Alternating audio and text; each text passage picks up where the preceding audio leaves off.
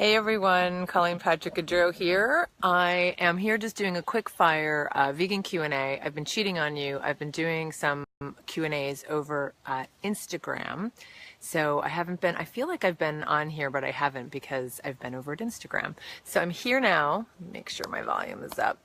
And I'm heading in a few minutes to go to Corte Madera, that's up in Marin County, which is really close to a veggie grill, and we're contemplating going up to Veggie Grill as well.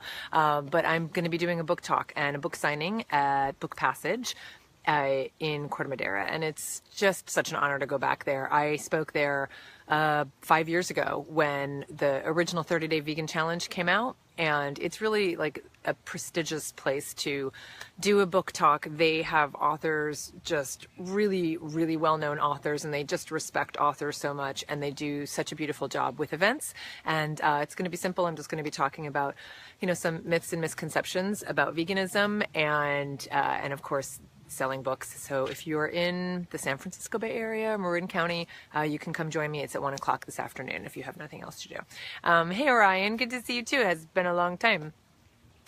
So you guys can share this right now. If you want to do a quick fire Q&A, we can do that. You can share this on your Facebook channel, and you can also share it on the 30-Day Vegan Challenge support group so that people who have questions can ask any questions they have.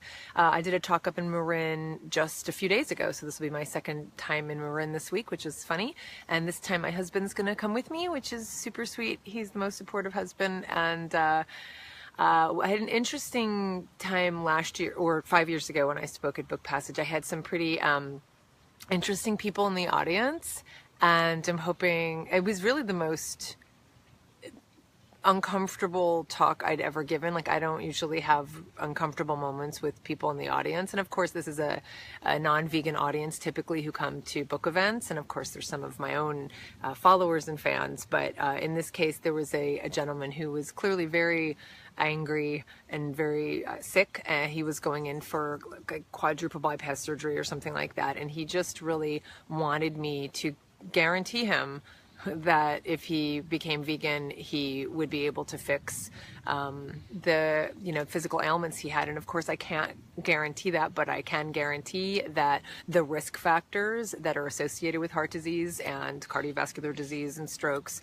etc., are of course greatly reduced when you stop eating the culprits that contribute to heart disease and you eat only the plants which actually contribute to healthy heart. So it was a really uncomfortable talk. I remember he just couldn't. He was clearly in a lot of pain, and even the booksellers there at the bookstore at the end were like, I'm really sorry, but he bought a book. So hopefully maybe he'll be back 5 years later telling me that he became vegan and has been enjoying his life, but we won't know until we see. So thanks for your hearts, everybody. Very sweet. I get very distracted. There's a lot of critters around here, so if I hear any movement, it's either a bird or a squirrel or a deer.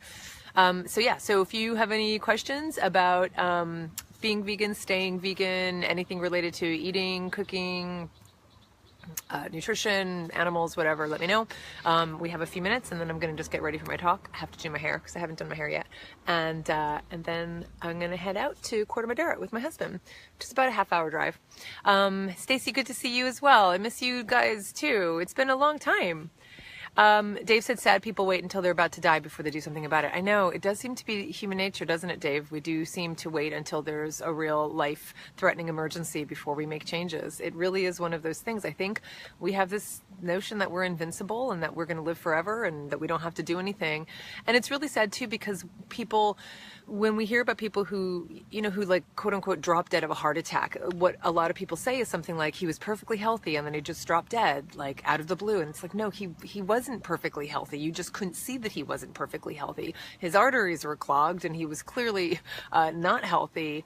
He didn't drop dead out of the blue. It's not an anomaly. There is a direct, relationship between what we eat and how we live and our health.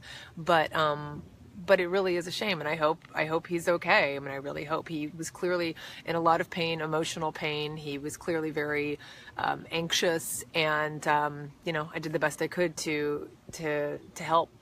And that's what the 30-day vegan challenge is like, I don't care why you're coming to this.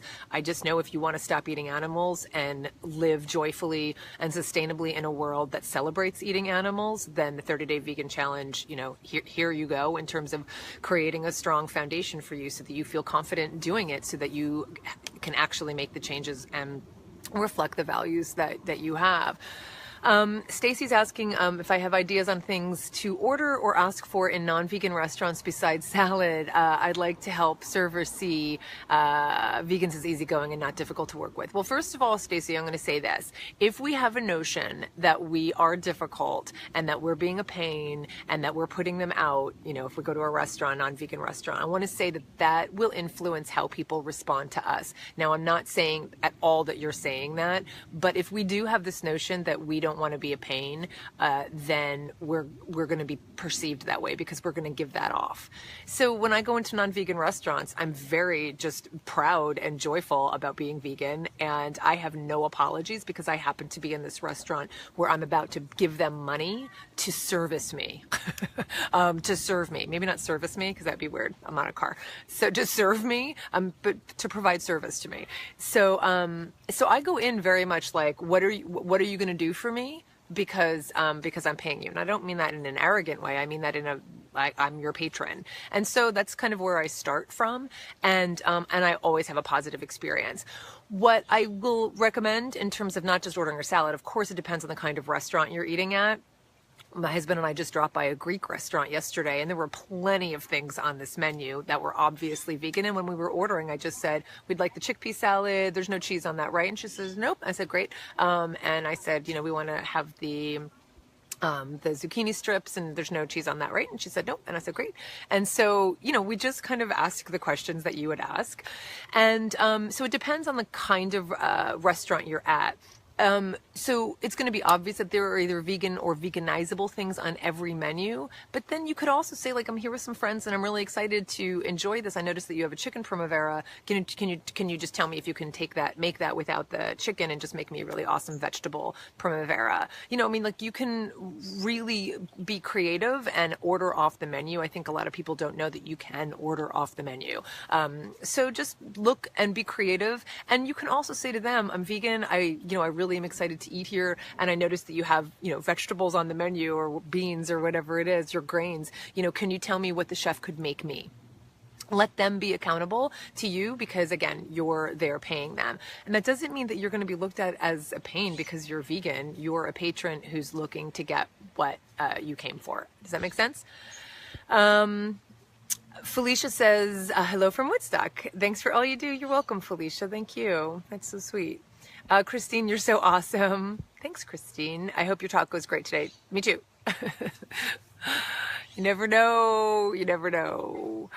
Dave says sometimes restaurants offer vegan. You just need to ask them their options. They're usually pretty good. Indeed, indeed. Michael says, I totally agree. Confidence about our veganism will ward off a lot of problems ordering food in other ways. As my friend Demosthenes Morato says, never be ashamed of your veganism. Yes, that is absolutely, absolutely true. Yeah, and again, how we perceive ourselves is how we're going to present to the world. And how we present to the world is how people may or may not receive us. Now, that's not to say that some people are still going to just say you're a pain and whatever, I don't like you. That's fine. That's not my problem. But the best I can do is be really confident and proud of who I am. And that's going to be how I present to the world. And that's, there's a lot of stuff that's just subconscious and that just gets read on a very visceral level that people read, and it makes a difference in terms of how people react to us. Hi, John. Are you planning to visit Sedona, Arizona in January? Yes, I think it's already on my website. I am speaking at the Sedona Veg Fest. Is that what it's called? In January. Is it really January? Oh my God, I feel like that's just around the corner. Oh my God. So yes, are you there in Arizona? And I'm so excited. I've been to other parts of Arizona, but I've never been to Sedona, and I hear it's absolutely beautiful. So very excited to speak at the Sedona Veg Fest. And then I think I'm also doing, oh my gosh, I have to get my plane tickets. I'm also speaking in Texas, in El Paso in November this year for their Thanksgiving event. Just remembered that. And I feel like there's something else that we're in communication about, yeah, so I'm going to be doing more speaking events, and excited about that. Tina says, I'm sure you will be great today. I've noticed lately that when I say vegan, a lot more servers know exactly what they have or what can be made vegan. Totally. And I think they're really proud of that too. I find that servers are really proud to know that. And those who don't, then it's an opportunity to raise awareness. But I find that most people are great. Now, we live in the Bay Area. Obviously, there's a lot more consciousness around veganism, but there aren't like a ton of vegan restaurants here, but there are a lot of vegan-friendly restaurants. So everywhere we go, you know, it's not a problem. There's only one restaurant I've been to that I will never go back to again. So I don't know if you know this about me, but I'm not a foodie. I don't consider myself a foodie. I consider myself a human being who wants to eat food so that I can enjoy it and stay alive. But I'm not someone who, you know, whose life revolves around food. And the whole foodie movement, that, like, you know, where people fetishize food so much, I find I'm just not attracted to it. I find it pretentious. And so there are some pretty pretentious restaurants here in the San Francisco Bay Area, and there's one in particular in Oakland, and it's very well known and it's very well regarded, and people love it, and like, oh my God, like that's the restaurant to go to. Did I ever tell you this? And I went with a girlfriend, and she's not vegan, and I ordered, and there were pizza. There was one pizza on the menu that was already vegan. It was like a marinara with something, I don't even remember exactly what was on it. And then there was another, maybe there were like nettles on that one. And there was another pizza that wasn't vegan that had fennel on it. And so I said to the server, hey, you know, so I'm vegan and I want the vegan pizza, but I would love some fennel on my pizza. Can you have just some fennel put on my, the one that has the nettles and everything? And the server actually had the gall to say, our chef is really, he's an artist, and he knows what goes on what really well, and he created those pizzas based on his, you know, his knowledge of the food. So I'll ask him, but I'm not really sure if he's going to do it. And I was ready to walk out. I was absolutely ready to walk out, because I'm like, you're absolutely kidding me. So, because I'm like, I've been eating for 45 years. I also know what tastes really good on a pizza, because I've been eating for 45 years. So she came back, and it was like he was doing me this great favor. He said, actually, yeah, he'll do it. He'll put the fennel on your pizza. And I was like, oh my God, I'm never coming back to this restaurant again. And we passed it yesterday, and I just have this absolute disdain for this restaurant. So that kind of thing I can't stand. But I find that is mostly in these kind of foodie enclaves, and in general, your typical restaurant, they're not the problem. And of course, I'm not the problem, being vegan, going in and asking them to put fennel on a pizza. My lordy, lordy, lordy, just amazing, just amazing.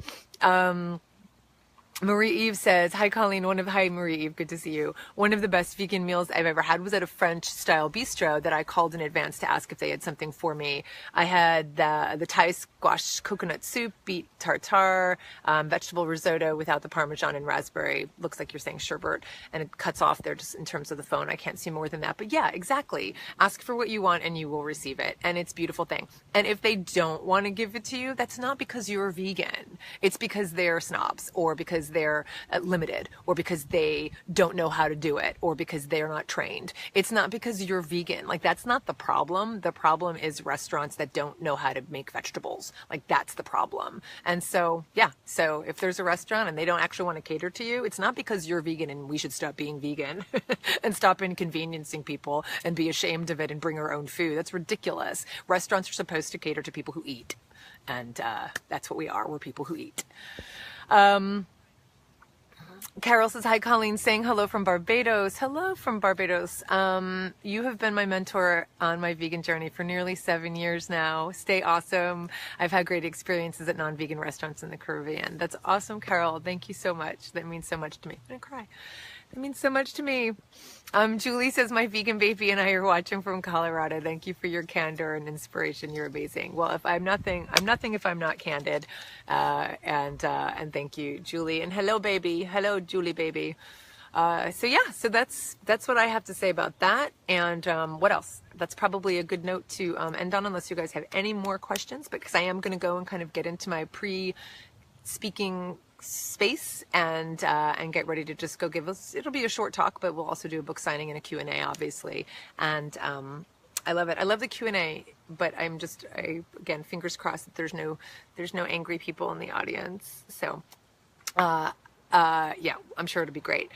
And then when we come back, we're actually going to, there's a new Irish whiskey bar down in Oakland called Sláinte, which is awesome. And they have music on Sunday afternoons. And David's meeting a friend there who I know as well, but they were going to talk some shop, some business. And we'll go there and probably just have a drink. And then we'll have a nice relaxing evening. And well, when I say nice relaxing evening, I think we're going to start watching the Vietnam documentary. Have you guys seen the PBS Vietnam documentary? We've been meaning to watch it, but David's been gone, so now he's back and we're gonna start watching it. And then like in 2 weeks we're going to Thailand. I can't even believe it's just right around the corner.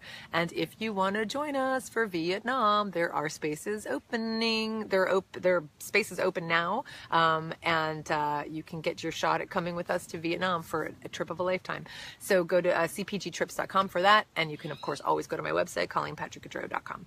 So yay. Are you, Holly? Yeah, we haven't started it yet either. I'm really excited to watch it. It's funny because I watch a lot of war documentaries and a lot of war films and read a lot of books on wars.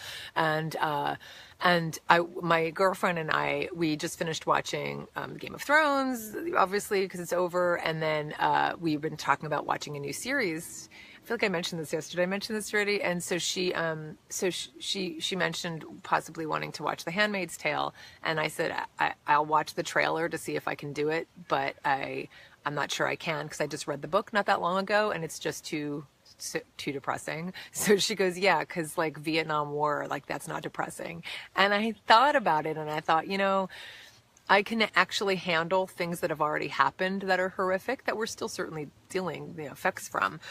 But I can deal with like awful things that have happened already, but I have a hard time dealing with awful things that could potentially happen. That's where I think my own fear comes in. So I don't want to watch a dystopian future story like The Handmaid's Tale, even though I read the book, but it was horrific. It was horrific. And there's just some stuff that's a little too close for home right now in terms of what's going on politically in this country.